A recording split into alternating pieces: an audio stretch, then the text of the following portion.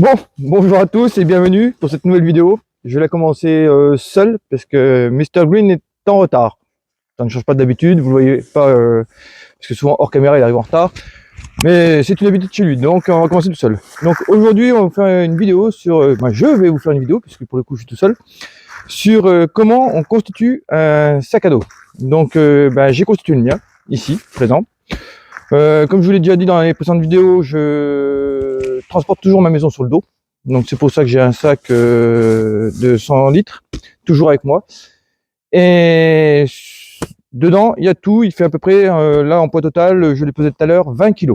D'accord. Voilà. Là, j'ai une autonomie en termes de nourriture et d'eau pour, on va dire, allez, je peux partir facilement 1, 2, ouais, 3, 4 jours, sans problème. Voilà. Donc, première chose que vous pouvez constater, c'est qu'il reste encore du vide. D'accord. Donc, je peux encore mettre des choses dedans si je voulais. Voilà. Donc, comment ça se passe? Donc, première chose qu'il faut prendre en compte quand on constitue un sac à dos. Quand on constitue un sac à dos, il faut toujours penser, déjà, lorsque l'on arrive sur notre lieu de bivouac, ne pas avoir à tout sortir pour pouvoir en foutre partout. Donc, on va organiser son sac de façon à attraper en priorité les choses qui vont nous servir de suite. Deuxième chose, quand on constitue un sac à dos, c'est la répartition du poids. D'accord? Il faut que le poids soit le plus proche des épaules pour qu'on porte tout dessus et qu'on n'ait pas le poids en bas et que ça vienne nous tirer vers l'arrière. Donc c'est pour ça que généralement tout le gros poids, ce qui va être lourd, on va plutôt privilégier la partie haute du sac. D'accord? Et ensuite, il faut que le sac soit bien équilibré sur les épaules. Il ne s'agit pas qu'on ait tout le poids d'un côté et qu'on marche de biais tout le temps parce que ça ne va pas durer longtemps. Donc, sans tarder, je vais vous ouvrir le sac à dos et on va regarder. Non, je vais peut-être montrer d'abord la sacoche du haut, ça sera plus simple.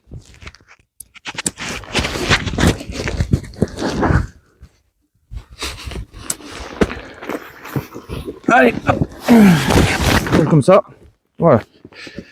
Donc, première chose, la poche du haut. La poche du haut, c'est pour tout ce qui va être utile, on va dire, pendant son déplacement. Pendant une marche, voilà, les petites choses qu'on pourrait avoir besoin, on ne sait jamais. Hop.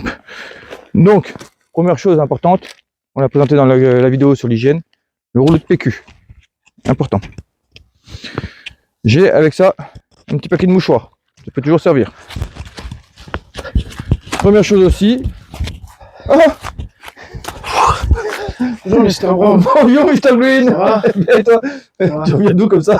J'ai pas remis mon t-shirt. J'ai laissé mon t-shirt. Je reviens.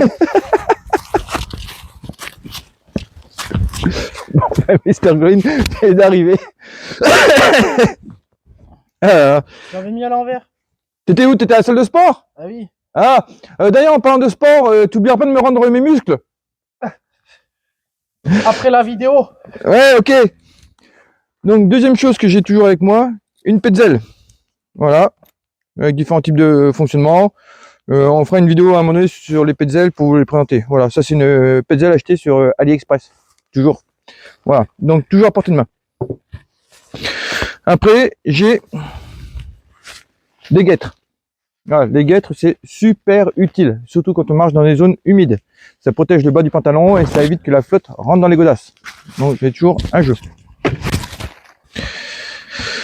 Après, j'ai un bonnet au cas où j'ai froid pendant la marche.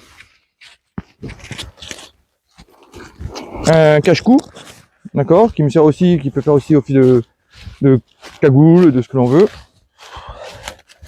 C'est bon, hein, j'ai commencé sans toi, hein, du coup. Ah ouais, t'es à l'avance aussi, toi, je crois. J'ai une paire de gants. Enfin, mais une paire de gants quand même. Et j'ai un poncho. Voilà. Et pour finir, j'ai une chèche sur des charpes pour se mettre autour du cou. Voilà. Et après, ouais, j'ai une autre cagoule ici pour se protéger, vraiment si on a froid ou quoi que ce soit, mais voilà. Donc ça, c'est ce que j'ai en partie haute du sac dans la sacoche et qui est accessible rapidement. Je range tout.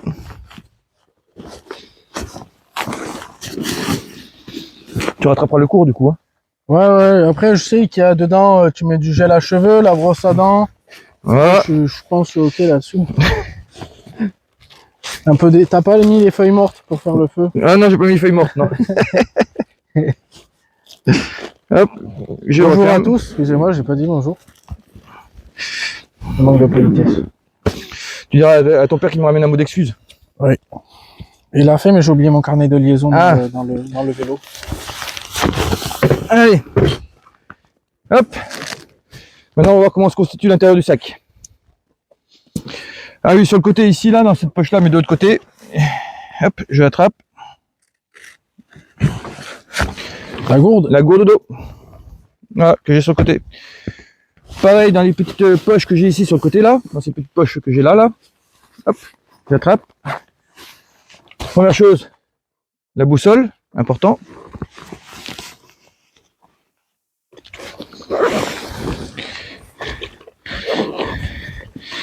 Et ce que j'ai présenté dans le kit d'hygiène, mon petit tapis de sol que je peux poser n'importe où pour m'asseoir dessus, ou voilà.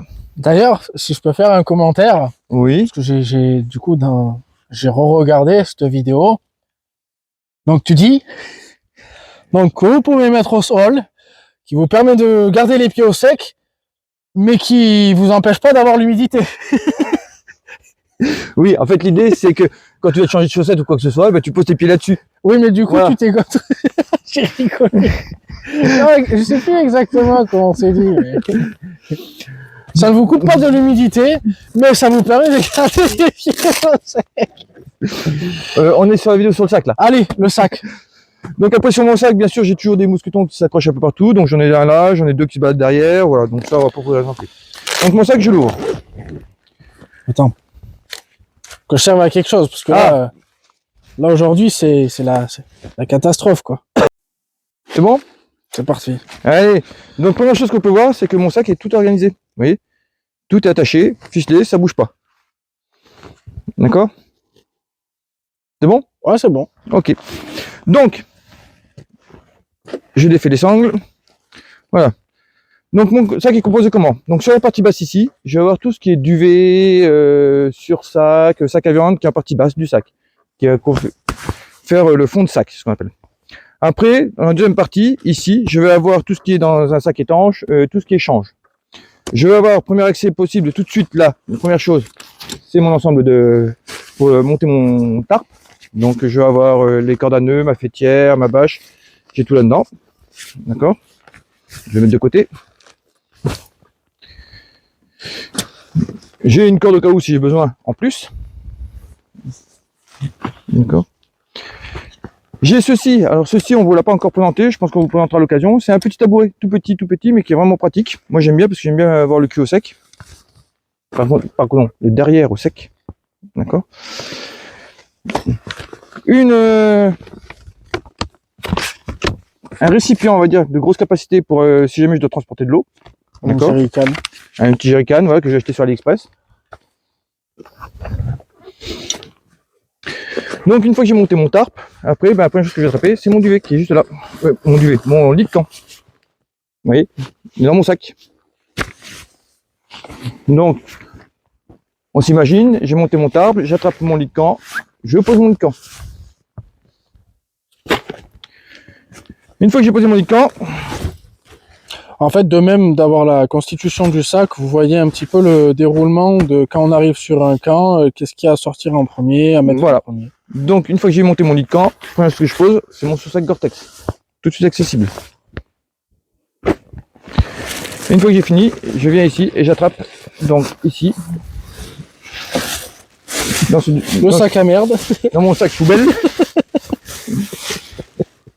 mon duvet, ici présent, bien là, et mon sac à viande. Alors, pourquoi l'avoir mis dans un sac poubelle? Alors justement, j'allais y venir. Donc, on va toujours chercher à protéger son matériel de l'humidité, de l'eau et tout ça. Donc pour ça, il existe plusieurs solutions. Donc c'est pour ça que j'ai fait exprès de faire différents systèmes.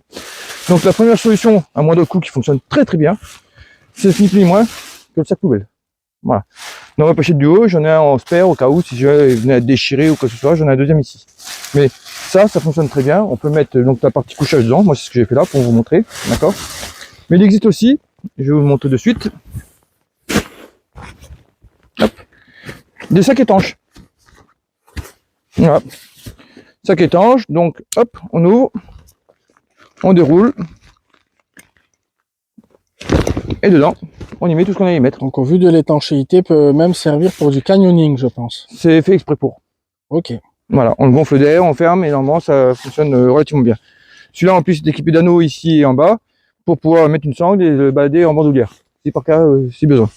Donc dans ce sac-là, j'ai tout ce qui est mon change. Donc là, actuellement, j'ai tout ce qui est chaussettes, calbutes, t-shirt, effet chaud. Voilà, tout est là-dedans. D'accord. Sa raclette. Voilà. Mes tongs, ma serviette de plage. Mon échelle de piscine. La seule problématique, c'est que celui-là... Voilà. C'est à cause de l'échelle de piscine. Ouais, c'est ça. Donc voilà, hop. Bien sûr, j'ai oublié de sortir le crochet. On peut recommencer. Hop. Voilà. Donc ça, c'est tout mon change. Hop là. Reste là. Après ici, c'est un peu le bazar, mais c'est fait exprès. Vous allez comprendre pourquoi. Je voulais vous montrer que si on rangeait pas dans des sacs organisés, ben voilà, on a tout le matériel qui commence à traîner ici, on peut montrer, voilà. Oh, c'est le gros bazar. Et c'est le gros bazar. Voilà. Donc là, j'ai quoi? Ben en fait, en partie haute, moi j'ai privilégié tout ce qui est partie bouffe. Parce qu'en fait, ben souvent quand on marche, on doit faire une halte, on doit s'arrêter, préparer de quoi manger. Donc, j'ai mon jet ball. Toujours avec moi. Ma gourde, pleine d'eau, hein. Toujours. Menteur, je t'ai vu, t'as mis du coca. Ah, La gamelle du chien. la gamelle du chien. Ça ressemble un peu. On Hein. rigole, mais maintenant, j'en suis bien content de l'avoir.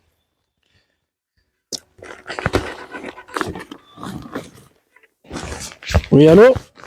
Non, je suis pas disponible. Non, non, je veux pas travailler. Merci. Au revoir. Encore les recruteurs, hein.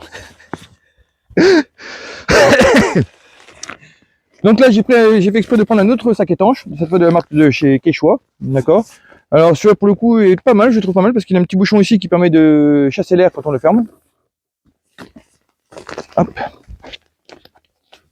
Et quand je l'ouvre ici, hop, ben là j'ai la partie nourriture. Alors là j'ai mis un truc de nourriture hein, pour vous montrer, voilà. Donc là c'est une ration américaine, une MRE, on les appelle ça. C'est impossible d'acheter ça sur internet? Oui. Tout s'achète sur internet. Ça s'achète peut-être pas sur AliExpress. Voilà. Mais que non. Mes couverts. D'ailleurs qu'on devait montrer et puis Oui, qu'on n'a pas montré, donc on va en profiter là. Couvert en titane acheté sur AliExpress. Et on vous mettra les liens, hein, vous inquiétez pas. Toujours pareil. Voilà. Hop. Donc les Donc, trois liés avec un crochet. Et extrêmement léger, on peut défaire le crochet si on veut, voilà. Alors, pour la petite histoire, c'est que j'emmène toujours ça comme ça, sachant que je ne me cherche jamais du couteau, ni de... On sait jamais, hein. Voilà. J'ai mon père, il a un tas de bois depuis 20 ans dans son garage, au cas où. Mais il n'y a plus de cheminée. Non. Le couvercle qui va avec donc mon car. Après j'ai mon kit hygiène. On parlait la dernière fois, bah oui, moi là j'ai mon kit hygiène, là j'ai de quoi me laver pour au moins 3-4 jours sans problème là. D'accord. Donc dedans j'ai la brosse à dents, j'ai le dentifrice. Ah, la brosse à dents. Voilà la brosse à dents. Ah, ouais. Brosse à dents. Là j'ai les petites serviettes qu'on disait la dernière fois. Là j'ai 2-3 lingettes humidifiées. Voilà, j'ai les savons qui sont par là, ils sont juste là les savons, voilà. On les voit ici. D'accord. Et puis voilà. Après, il y a une autre chose qu'on ne va pas présenter, c'est ceci. Ce qu'on a pu présenter, j'ai un peu zappé. C'est une mini douche. Pour prendre des douches de 2-3 secondes. Non, non, tu rigoles, mais en fait, elle est super géniale. J'ai acheté à Decathlon celle-là. Quand on l'ouvre là, hop, on sort la douche. Donc il y a un système d'anneau de ficelle avec mousqueton pour l'accrocher. On remplit ça d'eau. Et on a une pomme de douche au bout.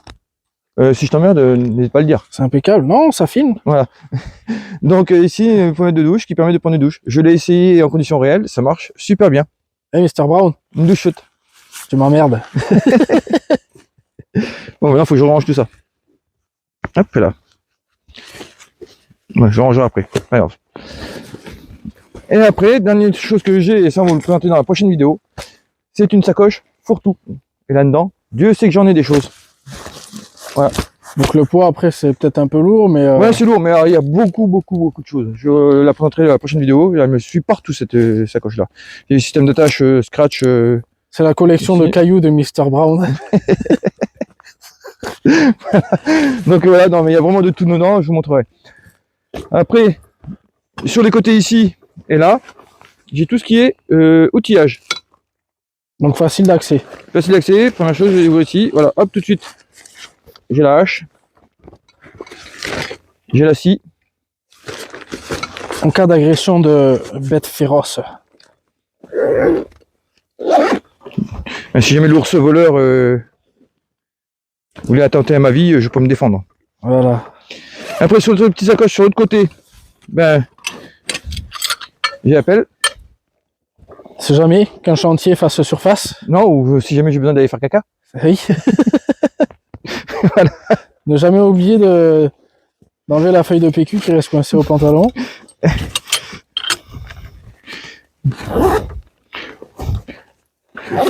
Alors, en fonction des circonstances dans lesquelles vous devez faire un sac, ce qu'il faut aussi prendre en compte, c'est peut-être aussi le bruit de temps en temps. Là, on est en bushcraft et tout ça. La partie de discrétion, on n'en a pas forcément besoin. Maintenant, si on devait être discret, bien sûr, on éviterait On mettrait une sangle ou... ce genre de bruit-là. Donc, généralement, on est à y mettre des choses autour pour éviter que ça s'entrechoque. Donc, qu'est-ce que c'est? Avant de préparer ton sac, c'est quoi tes 3 grandes questions? Mes 3 grandes questions. Eh ben, déjà, c'est combien de temps je pars, où je pars, la température qu'il va y avoir et les conditions dans lesquelles je vais faire mon bivouac ou des choses comme ça. Donc ça, ce sont les questions que je vais me poser. Donc en fonction de ça, comme vous pouvez le voir là, on est en période hivernale, donc ben j'ai privilégié le gros duvet. Donc à partir de là, je me fais des catégories, partie couchage, partie tarp, partie nourriture, partie hygiène, et qu'est-ce que j'ai besoin autour de tout ça. Voilà. Viendra aussi, j'allais oublier, on a 2 autres, dans les vidéos suivantes, on a 2 autres montages de tarp qu'on n'a pas montré. Oui, on n'a pas encore montré, oui, on n'a pas tout montré, il y a encore beaucoup de choses à montrer, hein, voilà. Oui. Mais là, ce qui était essentiel, voilà, on vous a présenté un peu tout le matériel. Petit à petit, ben, maintenant, on bascule sur comment constituer un sac. Voilà, pour montrer que tout le matériel qu'on vous a présenté rentre dans le sac. Ça, c'est le plus important. Et à partir de là, après, on évoluera petit à petit. Donc voilà. Du coup, tu m'as coupé, je sais plus ce que je voulais dire. Qu'est-ce que je veux dire? Oui, ce qu'il ne faut surtout pas faire, parce que beaucoup de gens font l'erreur, c'est que pour gagner en place et en volume, eh ben, qu'est-ce qu'on fait? Ben, par exemple, je prends ceci. J'ai de la place dedans, ben, je vais commencer à y mettre une paire de chaussettes, un calbut, comme ça, hop, je bourre dedans, ça prend moins de place. Sauf que c'est bien en termes de place. Mais sauf que quand vous allez commencer à vouloir utiliser votre jet ball, vous allez devoir sortir le calbut, la paire de chaussettes pour pouvoir vous faire manger. Généralement, après, c'est sale. On va remettre la paire de chaussettes et le calbut dedans. Autant vous dire que quand vous ressortez, c'est guère intéressant, on va dire. Voilà. Donc attention à cette petite erreur là. C'est pour ça que ben il faut savoir mettre les choses à leur place et ne pas forcément forcer le destin en essayant de vouloir rentrer tout dans des endroits où n'importe quel trou. Sinon vous vous retrouvez avec vos parties qui sentent le pâté. Voilà. Chose qu'il faut aussi prendre en compte, c'est là c'est facile parce que le matériel est plié, il est propre, voilà, il est nickel.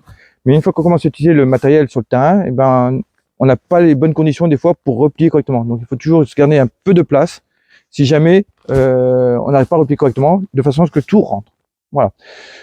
Je pense que j'en ai fini avec cette vidéo là. Maintenant je vais laisser Mr Green, ben, comme il arrive en retard, tout me ranger. D'accord. Donc moi je vais boire le café avec la régie, les caméramans, les ingénieurs du son et tout ça. Les financeurs. Puis, voilà. Oui, les financeurs, surtout les financeurs. Le patron YouTube. Voilà. D'ailleurs, il faudra remercier Elon Musk à un moment donné. Voilà. Et ben, surtout, si ça vous a plu, n'hésitez pas, abonnez-vous, likez, mettez un petit pouce et bien sûr qu'on répondra toujours à vos commentaires. Bye bye. Bye.